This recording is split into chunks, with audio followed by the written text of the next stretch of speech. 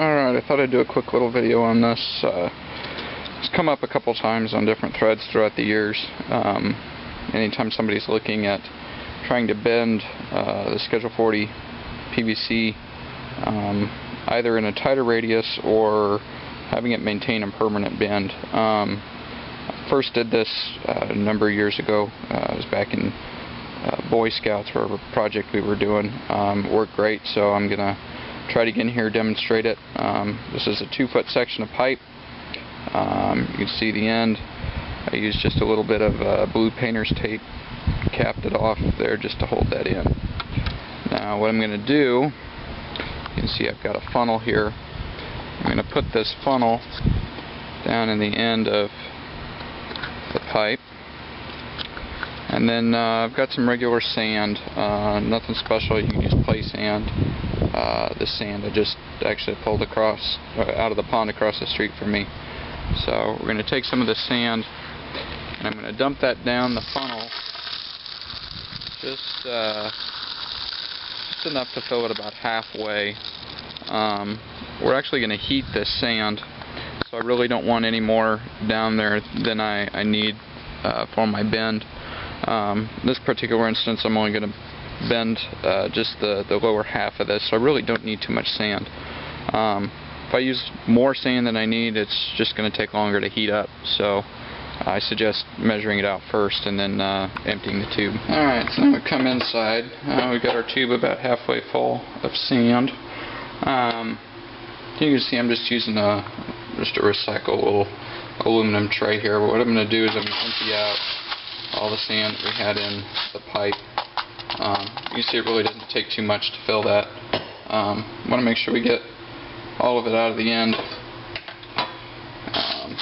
Spread this out just so it doesn't take quite so long to heat up. Whatever tray or pan or whatever you use, you want to make sure that it's something that you can at least pick up when it's hot with a glove or something, because we're going to have to pour this back down the funnel when it's roughly 450 degrees. So that's all ready to go. You stick that down here in the oven. Depends on how long it takes your oven to heat up. Ours is gas, so it runs really pretty fast.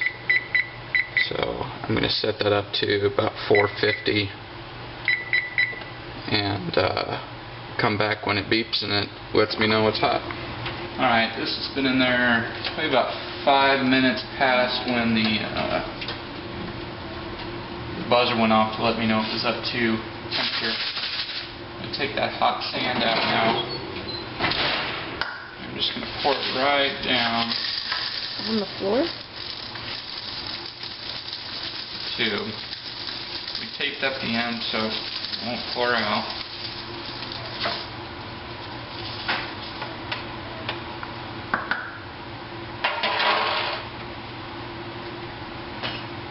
And in a few minutes, the tube should start to get soft. You can feel the outside, you can feel it's pretty warm. It's not something that happens right away. You don't want it to collapse. But after a while, that tube starts to soften and bend.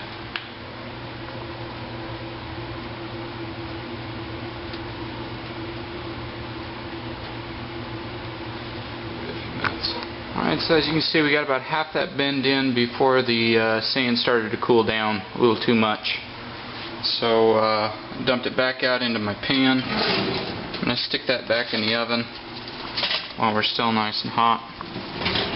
And I went ahead and turned the temperature up about another 100 degrees. We're up to 550 now, which is as high as this will go. If we don't hit it, if we can't get it to bend with it getting that hot, I'm going to try my barbecue grill next, which is the way that we did it before. So I know that works. I was hoping to make it convenient being able to use your stove inside. So we'll see. Alright, we're going to try this one more time here. Opened up. Got my pipe, funnel in the end.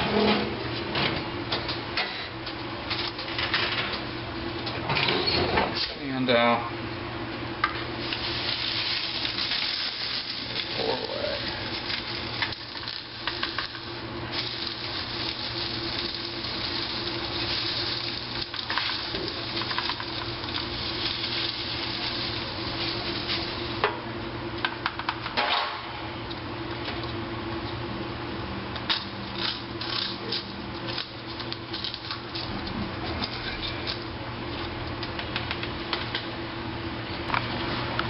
So here we are. It's been about 10 minutes. Apologize for the break in the video. My memory card actually ran out, but you can see I just used a metal can here. It's an old nut can, but you want something that can deal with the heat, either glass or metal. I just bent that. You know, when it gets real soft, it's almost about like the consistency of a garden hose. I just looped it around, and then to hold it in place, just put a rubber band on there. And you can see I laid this flat on the floor just to make sure that I kept that flat profile to it once I take it out of my little jig here. We've got concrete floors in our house, so it's not a big deal, but I would recommend doing this on some kind of a tile or a solid surface, something that you're not going to burn. So I'm going to undo my rubber band here. Usually it actually cools down fairly quickly, so I can pull that mold out, and you can see it's kept the shape all the way around. I've got a nice round profile without any kinks or bends or anything in there. I'm going to take my little metal pan here, and I'm just going to empty out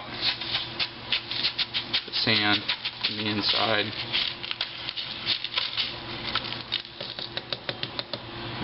Around a little bit,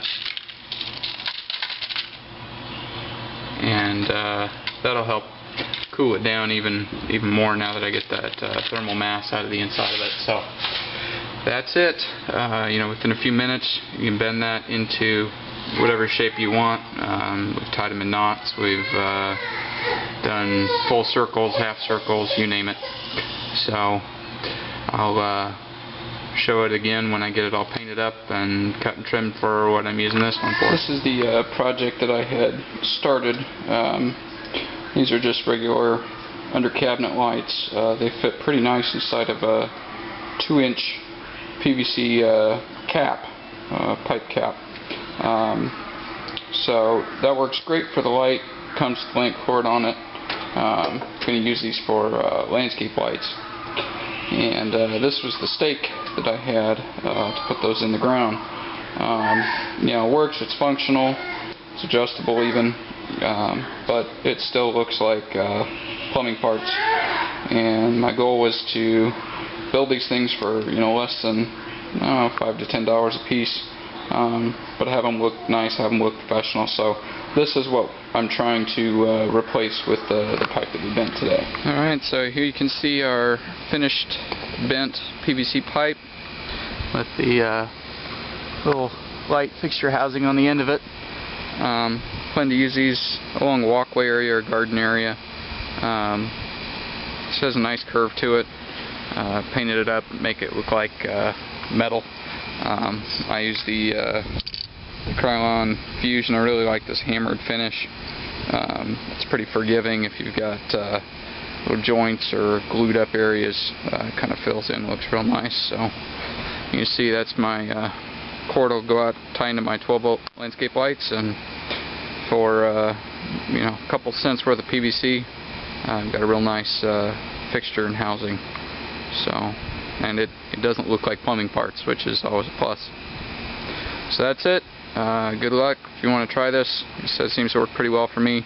I plan to make a few more of them, and may post some pictures when I get everything finished up.